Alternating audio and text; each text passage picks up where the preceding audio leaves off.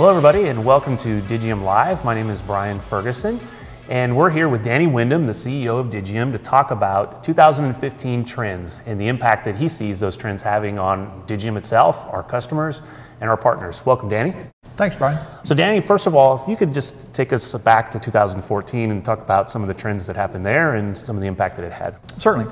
I think 2014 was a pretty good year overall for the communications industry. Some increase in customer spend, a lot of technology improvements, some trends that have taken root in 2014. Probably the biggest one was, or is, the move to cloud-based communications, where that's been around for 2 or 3 or 4 years from a communications perspective, but communications as an application has really been a slow adopter of the move to cloud, primarily because networks needed to evolve to the spot where networks would support a positive user experience in a voice over IP application. We're essentially there today, and so we're seeing a lot of customers move to a cloud-based communication solution. Okay, so cloud is definitely a big trend for 2015. Where do you see it going next? Yeah, I think we see acceleration of that trend. You know, the move to the cloud is a technology enablement of a business change among small and medium-sized businesses. In the past, or I guess maybe today, running the IT infrastructure of a small and medium-sized business is a relatively complicated task. It requires people, expertise, IT staff, infrastructure, a lot of work to keep it up, keep it reliable. And so the move to cloud-based applications has enabled companies to retool their business models to focus more on what they're good at doing and less on the infrastructure required to be able to do their job.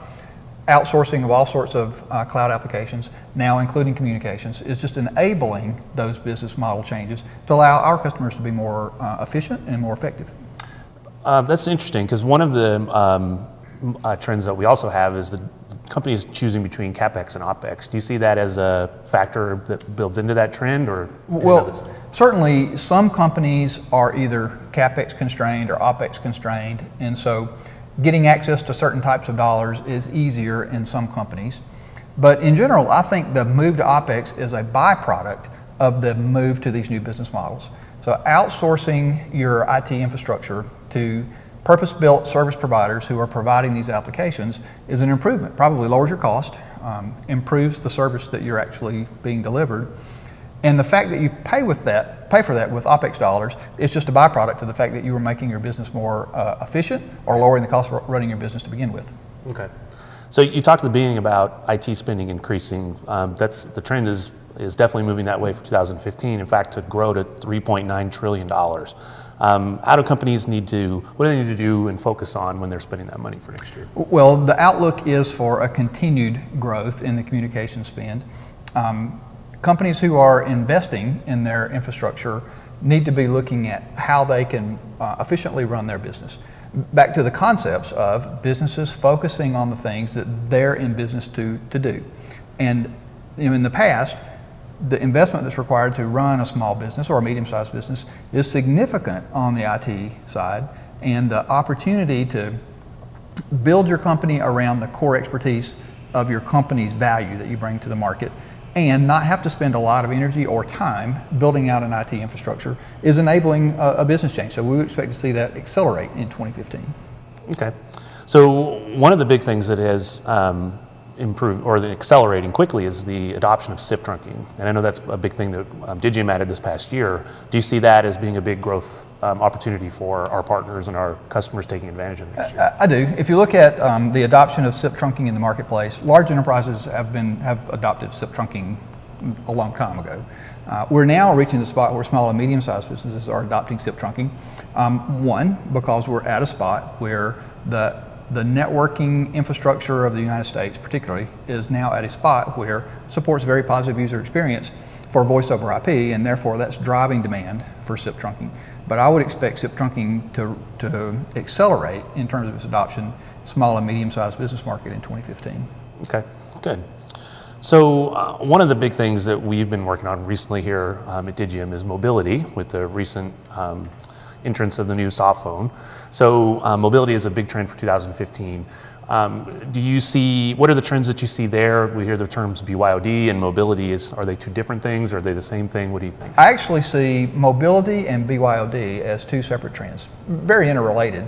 But bring your own device is a trend that companies are enabling because it improves productivity, maybe lowers their cost, and possibly improves employee morale. If you allow your employees to work on the devices they know and are best suited to work upon, then employees are happier, hopefully productivity is higher.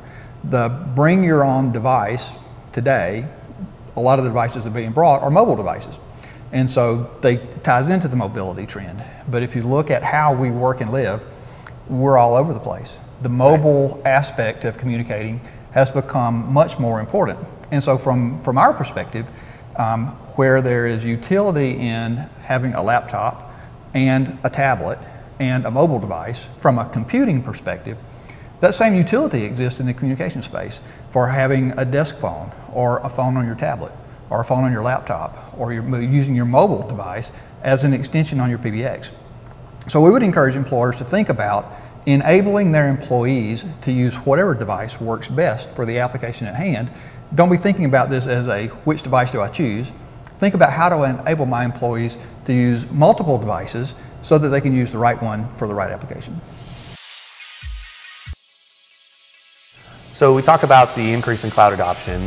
Is there still a place for the on-premises PBX today? Yeah, I think let's look at the type of company that benefits from a move to cloud. Companies that don't want to have to invest in their IT infrastructure, who maybe don't have the expertise to operate the IT infrastructure. Companies who are really capex constrained. All of those are good reasons to adopt cloud.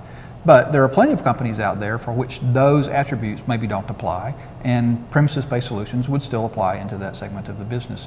While cloud-based deployment model is the fastest growing segment, there's still room in the future for premises-based deployments as well.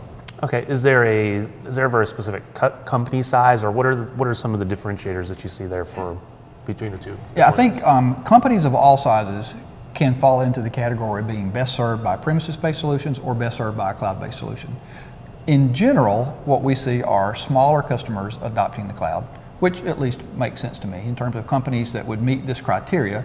Probably smaller companies to a greater degree meet this criteria than large companies.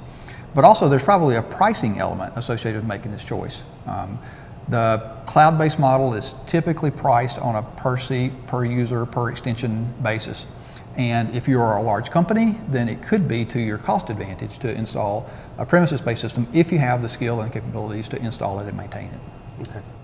So one of the last trends that we're going to talk about is WebRTC. So WebRTC, for those of you who are not familiar with WebRTC, it's real-time communications through the web. So in all of your websites, you'll have new ways to communicate with your customers. So how do you see WebRTC playing an impact in 2015? I see WebRTC as a technology evolution, and that in itself is enabling a trend, which is the integration of communications into our everyday aspects of business. Today, the model is communications is a separate application. You normally stop working in one application, flip to your communications application to carry on some communication.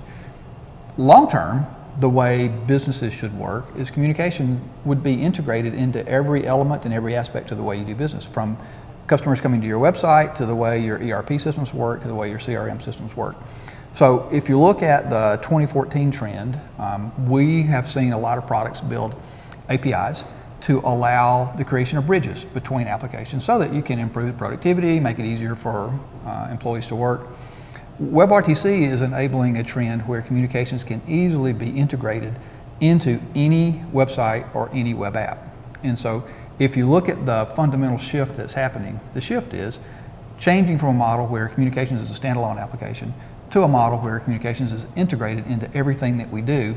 WebRTC is a technology that's enabling that trend. Right. Have you seen some kind of cool examples of how WebRTC is used today that you think people can get excited about? I have. If you are a fan of the Amazon Fire, then there's a Mayday button on the Amazon Fire. If you push that button, all of a sudden you are connected to a live agent who can help you from a customer support perspective.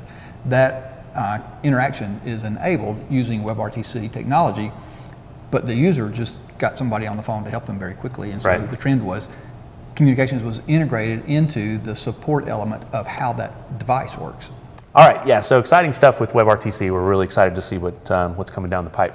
So are there any other trends that you can think of for 2015 that we should be excited about that we haven't mentioned here today? We haven't talked about the concept that work is maybe not a location anymore. Work is what you do. And so companies now exist that are very diverse, geographically distributed, and the way to enable employees to be just as effective in a distributed company as they are working inside one building is a trend that we're seeing, which is driving a lot of demand for collaboration capabilities within communications products.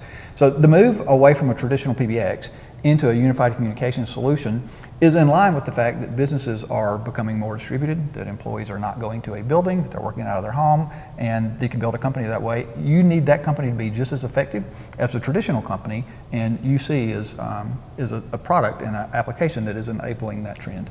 Yeah, so we've definitely seen the benefit of that working here at Digium. We have lots of flexible options, and people don't have to be stranded at home during winter storms. Well, thank you for your time and great information today, Danny. I appreciate that.